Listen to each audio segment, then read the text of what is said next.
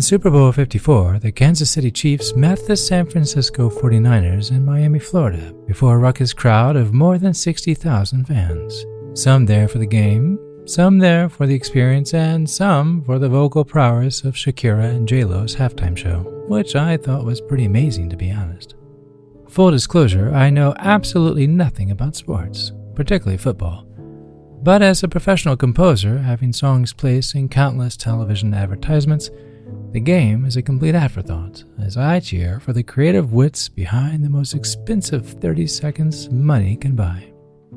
My favorite going to Jeep's Groundhog Day with Bill Murray. I have a soft spot for Jeeps, having owned one, and well, you can't ever go wrong with Murray. And again, I'm already off topic. San Francisco, considered the underdogs going in, won the coin toss, yet decided to defer, leaving Kansas City to receive the ball first.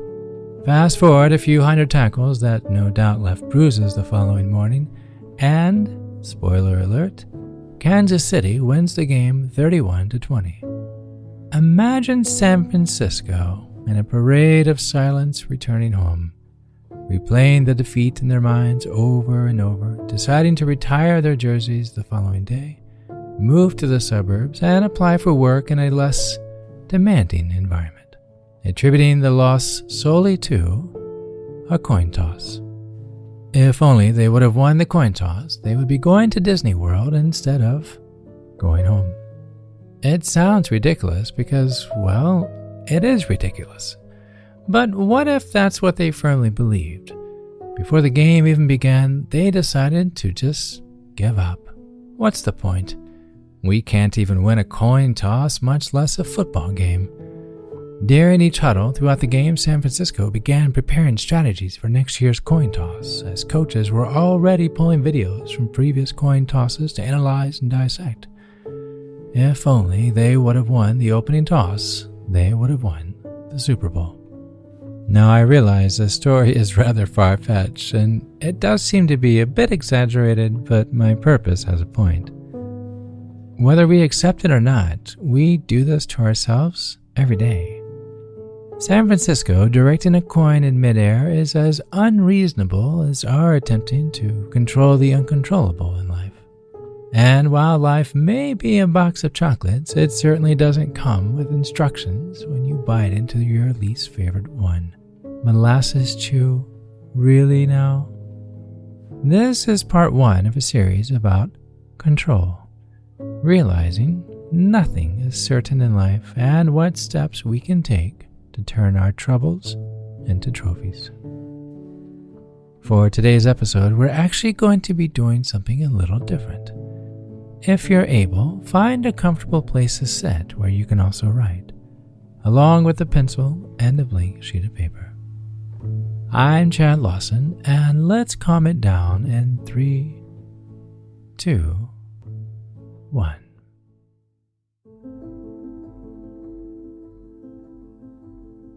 While we're sitting, let's begin by taking a moment to relax your body.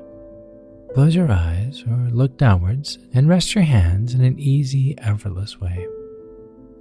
Take a few moments to scan your awareness through the sensations of your body, and wherever possible, soften and release obvious areas of physical tension. Aware of your body breathing, your chest rising and falling with each soft breath. Let's slowly open our eyes, still noticing each breath, remaining in that relaxed state. And while sitting comfortably, I'd like you to think about a moment in life you had no control over.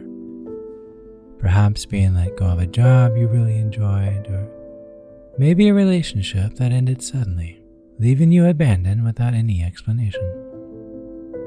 This may bring some anxiety, which is understandable, so let's bring our awareness back to our body, our breathing, chest rising, falling, relaxing our breath. You are strong and you can do this. I'd like for you to write that event down on a piece of paper. Nothing detailed or elaborate, just a simple sentence stating what happened. Here, I'll go first. My dream was to attend a well-known music conservatory in Baltimore, Maryland. I was fixated throughout my youth and knew it was where I needed to be if I wanted a career in music.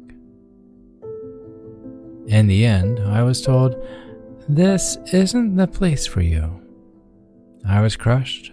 I had no control over their decision. So, for me, I've written down on the piece of paper, dreamed of attending Peabody but was not accepted. That's it. Just a simple acknowledgement of what actually happened. No need to retell the story, you've already been there once. Again, bringing our awareness back to our breath. Chest rising, falling, softening and releasing any areas of physical tension. Chest rises with each breath and falls with each breath. Now, the second thing I'd like for you to bring to mind is a regret or a decision you personally made. One that you did have control over, and maybe it wasn't the best decision or outcome. Looking back, it's a mistake you've never forgiven yourself for and constantly think about. It hasn't derailed your life per se, but the regret sends you into a downward spiral of negativity and self-criticism, even self-doubt, regularly seeing yourself as a failure. Again, I'll go first. Remember at the top of the episode I shared my infatuation with Jeeps? It's true. It's a love-hate history. In my 20s, I decided to drive a new Jeep directly off the lot. Brand spanking new. I was single at the time and work was amazing, so why not? Even if the monthly payment was $700 a month. Yeah, you heard that correctly, $700 each month. If there ever were a way to illustrate the palm slapping the forehead emoji, this would be the time. I'll spare you the details, but suffice it to say, it was a decision I regretted each month when writing that check. Now, your turn. Bringing our awareness to our breathing, chest rising, falling, softening that tension anywhere we have. One more breath. I'd like for you to write down that stumbling block that continues to present itself just as you feel a sense of accomplishment, when you feel great about yourself, when you've done something amazing. Because that's usually the time our emotional mind says, yeah, but remember that time years ago you did that one thing? Another deep breath, releasing any tension. This is not easy, but smile. Smile to yourself and knowing while this memory haunts you, it is no longer going to own you. You can do this.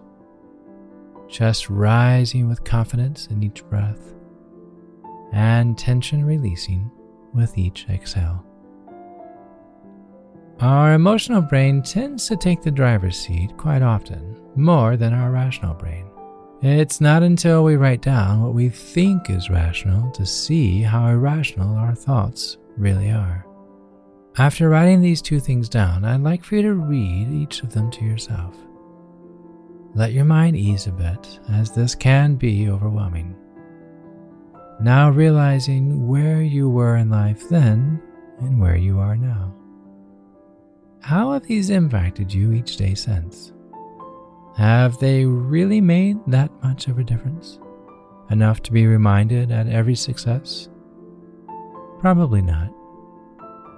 I'd like for you now to write down how these things no longer impact you. For instance, while I was turned down at the conservatory, I decided to go to a different school in Boston. And then after 2 years, I realized I am not a classroom learner. If I'm curious about something that interests me, I prefer to learn directly one-on-one or by figuring it out on my own.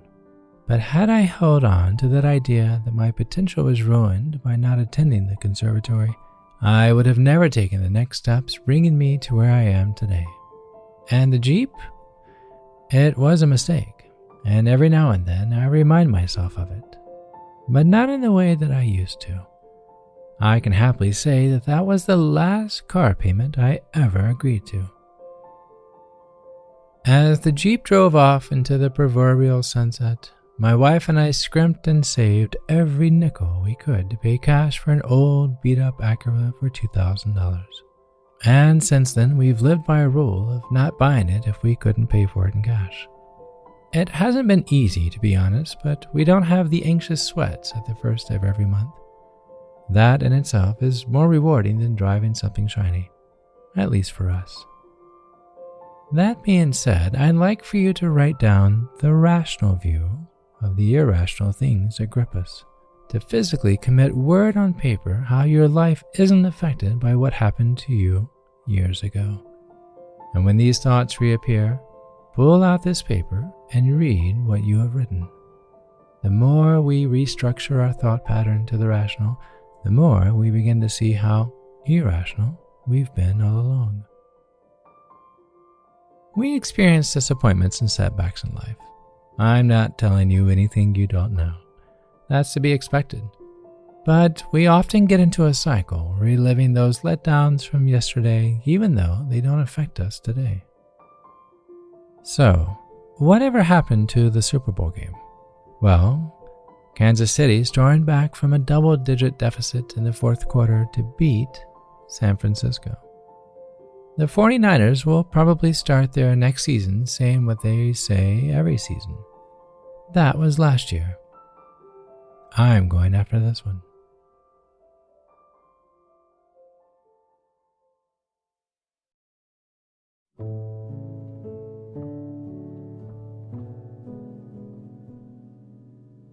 To hear more episodes of Calm It Down or the musical playlist from today's episode, or if you're simply just wanting to know where to send chocolate chip cookies, visit calmitdownpodcast.com. You'll even find additional resources for emotional support, including our online community at our Facebook page. You're not alone. You are not alone. This podcast was written and produced by yours truly, Chad Lawson, composer, pianist, and nationally recognized Sweet Tooth. For what it's worth, the views, expressions, and techniques in this episode are of my personal opinion and are not intended to, nor should they serve as a substitute for medical advice or diagnosis rendered to you by your individual doctor or other healthcare provider. Only a licensed physician should evaluate your situation, provide a diagnosis, or render other medical advice to you, and you should act only upon the advice of such physician. In short, I am an extreme empath by nature, but my profession is that of a composer and pianist, not a licensed therapist or physician. I hear from thousands of listeners how my music has helped them through various stages of emotional needs and simply want to offer this and future podcasts in aiding those needs. To find a list of licensed professionals and additional resources, please visit calmitdownpodcast.com. You can hear Calm It Down every Tuesday on Spotify, Apple Podcasts, or wherever else you may fancy. And wherever that may be, do subscribe. If anything, it will at least remind you what day of the week it is. For more information, visit calmitdownpodcast.com. If you have enjoyed today's episode, please leave a review. While it takes less than 60 seconds to do, its impact will last for years to come, as every little bit helps us in growing the awareness and the importance of emotional health. Until next time, be kind to your mind, and join me next week as we calm it down.